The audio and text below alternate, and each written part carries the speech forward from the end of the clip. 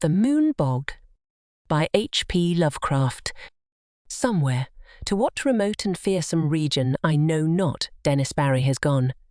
I was with him the last night he lived among men, and heard his screams when the thing came to him. But all the peasants and police in County Meath could never find him, or the others, though they searched long and fair. And now I shudder when I hear the frogs piping in swamps, or see the moon in lonely places. I had known Dennis Barry well in America, where he had grown rich, and had congratulated him when he bought back the old castle by the bog at sleepy Kildery. It was from Kildery that his father had come, and it was there that he wished to enjoy his wealth among ancestral scenes. Men of his blood had once ruled over Kildery and built and dwelt in the castle, but those days were very remote, so that for generations the castle had been empty and decaying.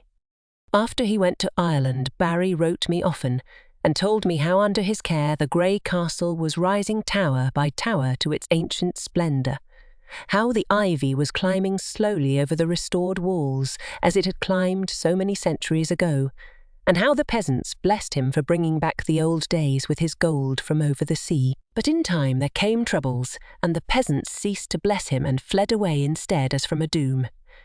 And then he sent a letter and asked me to visit him, for he was lonely in the castle with no one to speak to save the new servants and labourers he had brought from the north. The bog was the cause of all these troubles, as Barry told me the night I came to the castle. I had reached Kildery in the summer sunset, as the gold of the sky lighted the green of the hills and groves and the blue of the bog, where on a far islet a strange olden ruin glistened spectrally. That sunset was very beautiful, but the peasants at Ballylough had warned me against it, and said that Kildery had become accursed, so that I almost shuddered to see the high turrets of the castle gilded with fire. Barry's motor had met me at the Ballylough station, for Kildery is off the railway. The villagers had shunned the car and the driver from the north, but had whispered to me with pale faces when they saw I was going to Kildery.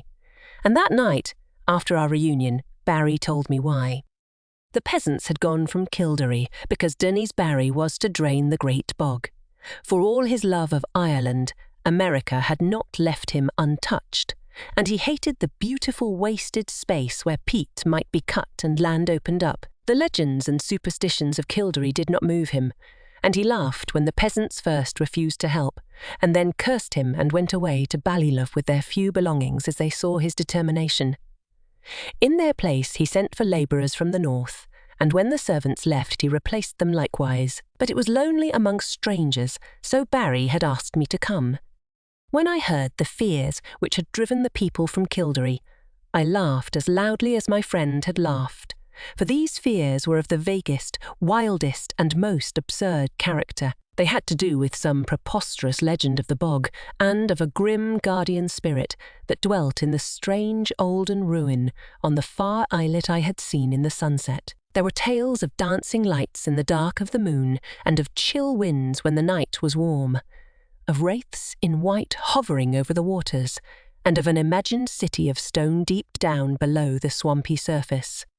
But foremost among the weird fancies, and alone in its absolute unanimity, was that of the curse awaiting him who should dare to touch or drain the vast reddish morass. There were secrets, said the peasants, which must not be uncovered, secrets that had lain hidden since the plague came to the children of Partholon in the fabulous years beyond history. In the Book of Invaders, it is told that these sons of the Greeks were all buried at Tallaght, but old men in Kildery said that one city was overlooked save by its patron moon goddess, so that only the wooded hills buried it when the men of Nems swept down from Scythia in their 30 ships.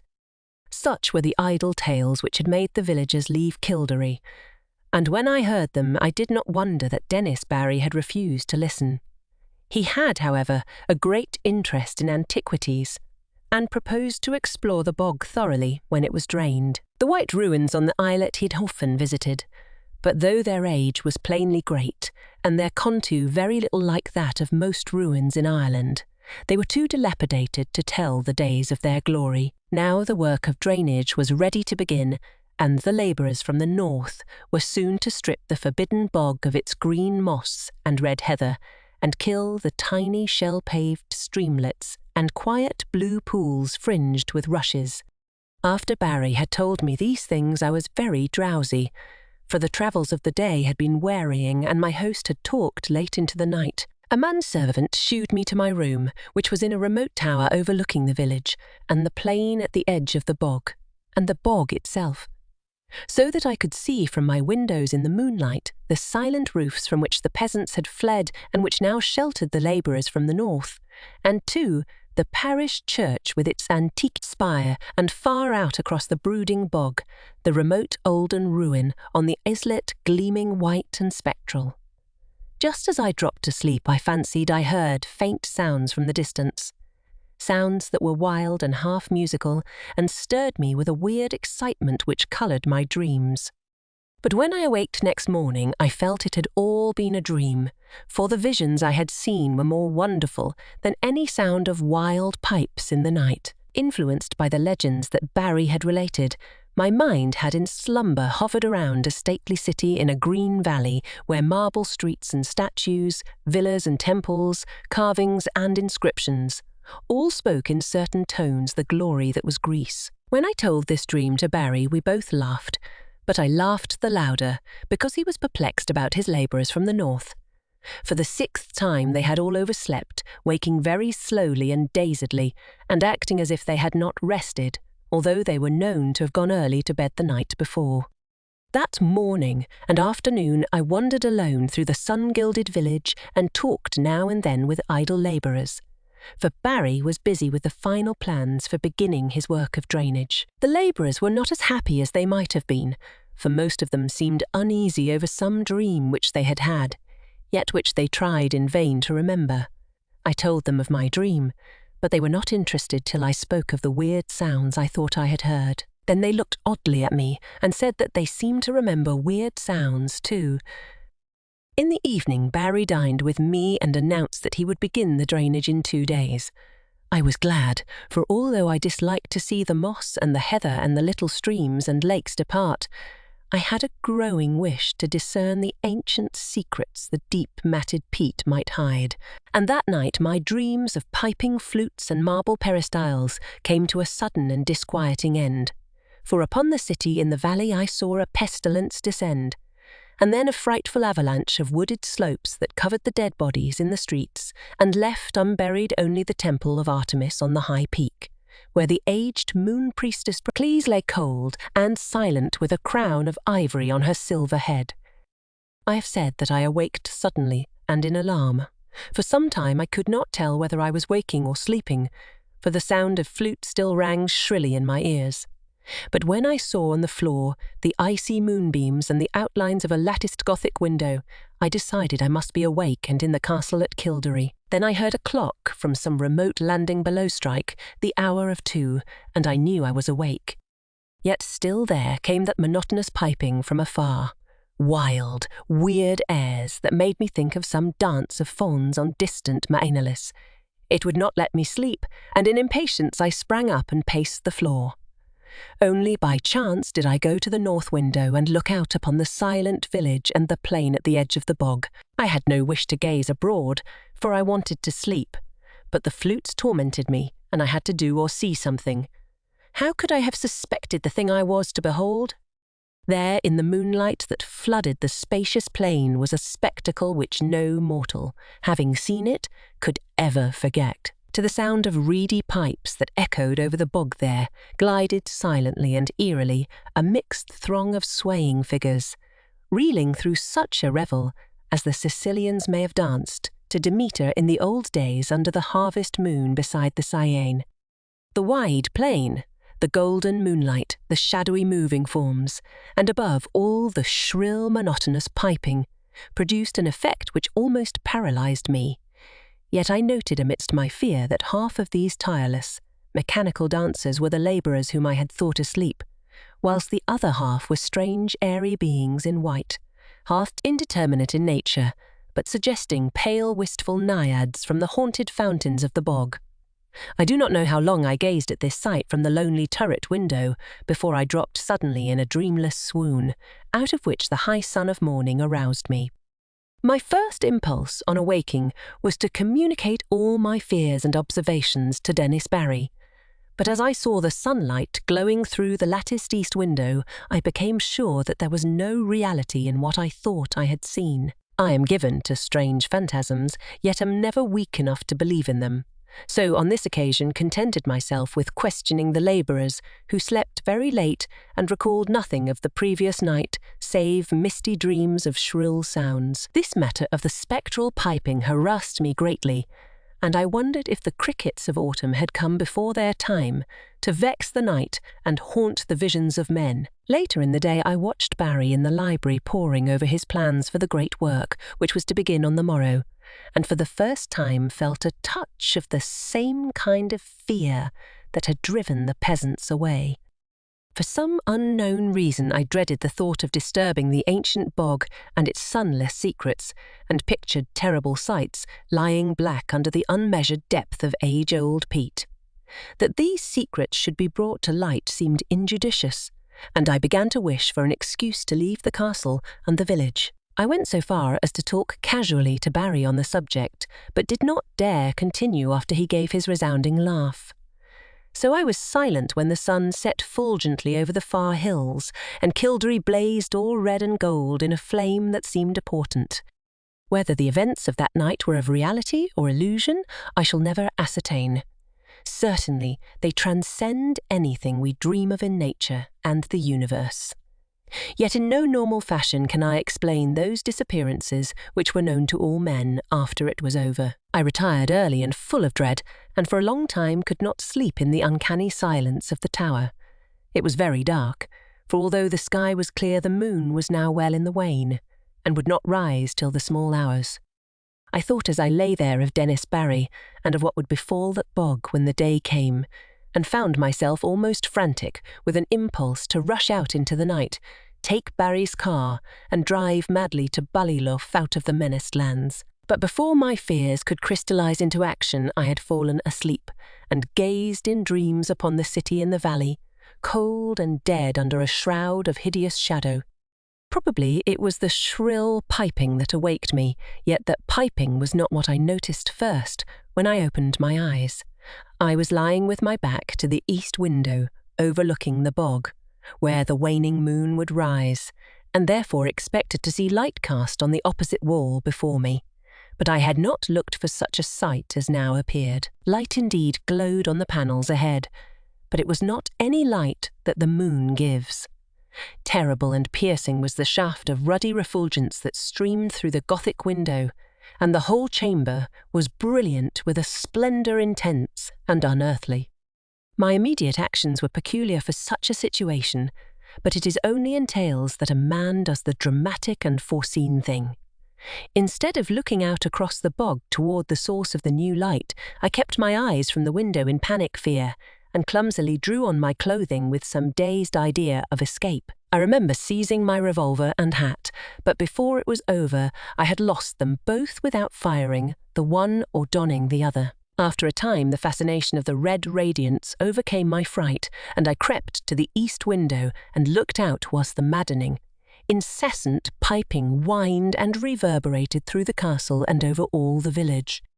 Over the bog was a deluge of flaring light, scarlet and sinister, and pouring from the strange olden ruin on the far islet. The aspect of that ruin I cannot describe. I must have been mad, for it seemed to rise majestic and undecayed, splendid and column-cinctured, the flame-reflecting marble of its entablature piercing the sky like the apex of a temple on a mountain-top. Flutes shrieked and drums began to beat, and as I watched in awe and terror, I thought I saw dark saltant forms silhouetted grotesquely against the vision of marble and effulgence. The effect was titanic, altogether unthinkable, and I might have stared indefinitely had not the sound of the piping seemed to grow stronger at my left. Trembling with a terror oddly mixed with ecstasy, I crossed the circular room to the north window from which I could see the village and the plain at the edge of the bog. There my eyes dilated again with a wild wonder as great as if I had not just turned from a scene beyond the pale of nature, for on the ghastly red-litten plain was moving a procession of beings in such a manner as none ever saw before save in nightmares.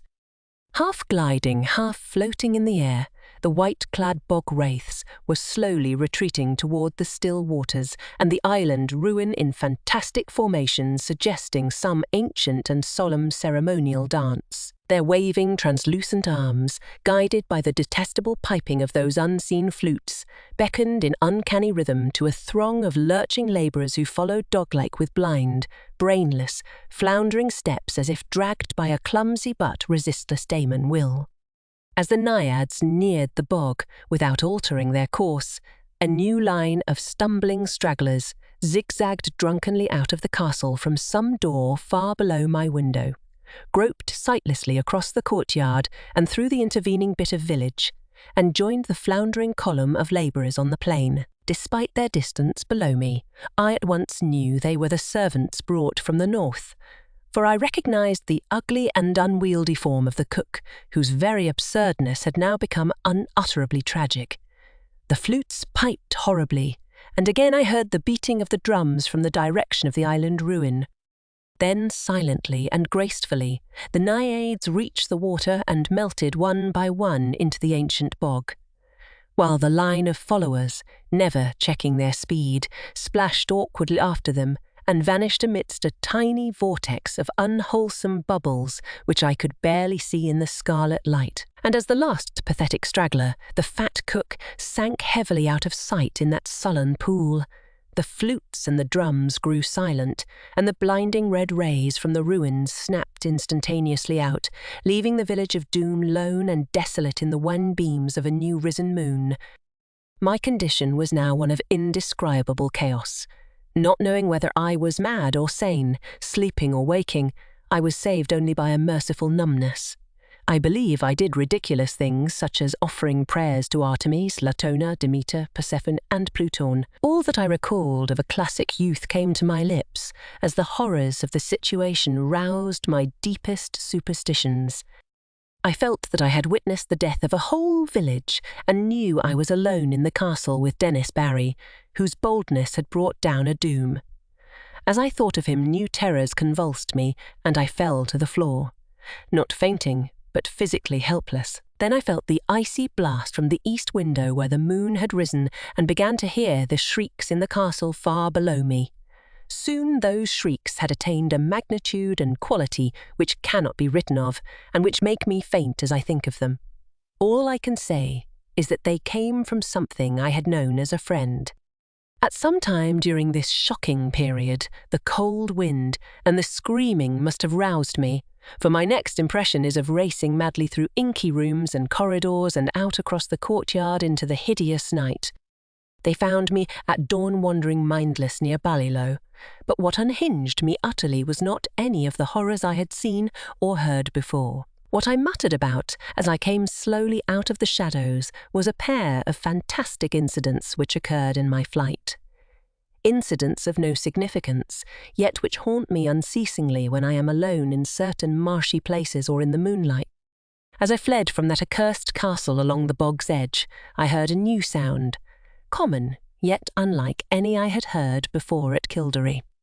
The stagnant waters, lately quite devoid of animal life, now teemed with a horde of slimy, enormous frogs which piped shrilly and incessantly in tones strangely out of keeping with their size. They glistened bloated and green in the moonbeams, and seemed to gaze up at the fount of light. I followed the gaze of one very fat and ugly frog, and saw the second of the things which drove my senses away. Stretching directly from the strange olden ruin on the far islet to the waning moon, my eyes seemed to trace a beam of faint, quivering radiance having no reflection in the waters of the bog.